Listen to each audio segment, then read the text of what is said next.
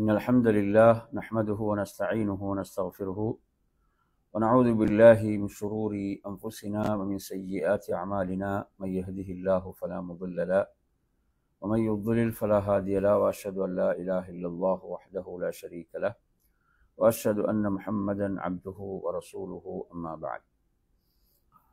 அன்பிற்குரிய சகோதரர்களே, தாய்மார்களே, சகோதரிகளே, அஸ்ஸலாமு அலைக்கும் வரஹ்மத்துல்லாஹி வபரகாத்துஹு. அல்லாஹ்வின் தூதர் ஸல்லல்லாஹு அலைஹி வஸல்லம் அவர்கள் குறிப்பிட்ட ஒரு செய்தி. இந்த செய்தி திர்மிதியில் 3433வது எண்ணில் இடம்பெறுகிறது. ஷேக் நாசிருத்தீன் அல்பானி ரஹிமஹுல்லாஹ் அவர்கள் இந்த செய்தியை ஸஹீஹ் என்று குறிப்பிடுகின்றார்கள். அபூ ஹுரைரா ரலியல்லாஹு அன்ஹு அறிவிக்கக்கூடிய இந்த செய்தி, மன் ஜலஸ ஃபீ மஜ்லிஸின் ஃபகஸர ஃபீஹி லகதுஹு ஃபகால قبل أن يقوم من مجلسه ذلك سبحانك اللهم وبحمدك أشهد أن لا إله إلا أنت أستغفرك وأتوب إليك إلا غفر له ما كان في مجلسه ذلك. ஒருவர் ஒரு சபையிலே அமர்கிறார், ஒரு மஜ்லிஸிலே அமர்கிறார். அமர்ந்து அதில் வீணான பேச்சுக்கள் அதிகரிக்கின்றன. வீணான பேச்சுக்களை, பயனற்ற பேச்சுக்களை அவர் என்ன செய்கிறார்? அதிலே பேசிவிடுகிறார். சப்தத்தை உயர்த்தி பேசுதல், வீணானவற்றை பேசுதல், இவ்வாறானவைகள், தேவையற்றவைகளை பேசிவிடுகிறார். அவர் அந்த மஜ்லிஸில், அந்த சபையிலிருந்து எழுவதற்கு முன்னால் சுப்ஹானக அல்லாஹும்ம வ பிஹம்திக அஷ்ஹது அன் லா இலாஹ இல்லா அன்த அஸ்தக்ஃபிருக வ அதூபு இலைக் என்று கூறினால் அந்த மஜ்லிஸில் அவர் மூலம் நிகழ்ந்த அந்த பாவங்கள் மன்னிக்கப்படாமல் இருப்பதில்லை என்று அல்லாஹ்வின் தூதர் ஸல்லல்லாஹு அலைஹி வஸல்லம் குறிப்பிட்டார்கள்.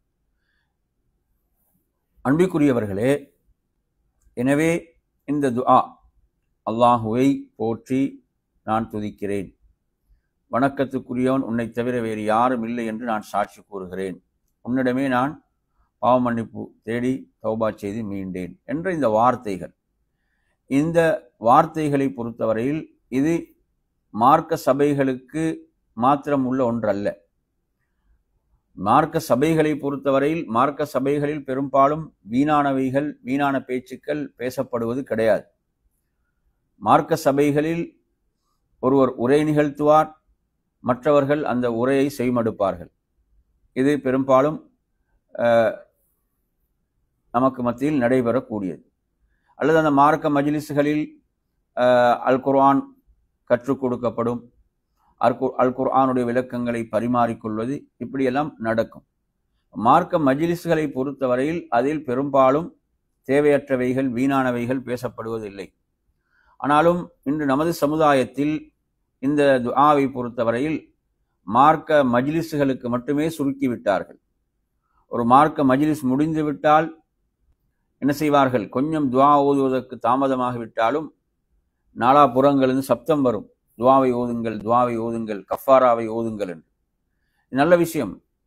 ஆனாலும் இந்த கஃபாரா என்பது உண்மையில் இந்த ஹதீஸை நாம் பார்க்கின்ற போது எங்கு பாவமான விஷயங்கள் பேசப்படுகின்றனவோ, வீணானவைகள், பயனற்றவைகள் பேசப்படுகின்றனவோ, அந்த சபைகளுக்குத்தான் என்பதை நாம் ஹதீஸை படிக்கும் போது புரிந்து கொள்ளலாம். ஆனால் கவலை என்ன? அவ்வாறான சபைகளில் இந்த துஆ ஓதப்படுவது இல்லை. இந்த கஃபாரத்துல் மஜ்லிஸ் என்பது ஓதப்படுவது இல்லை. அங்கு நாம் பார்க்கிறோம், தாராளமாக என்ன செய்வார்கள்? அங்கு பிறரை பற்றி புறம் பேசப்படும், பொய்கள் பேசப்படும், வீணானவைகள் பேசப்படும், பிறருடைய குறைகள் பேசப்படும்.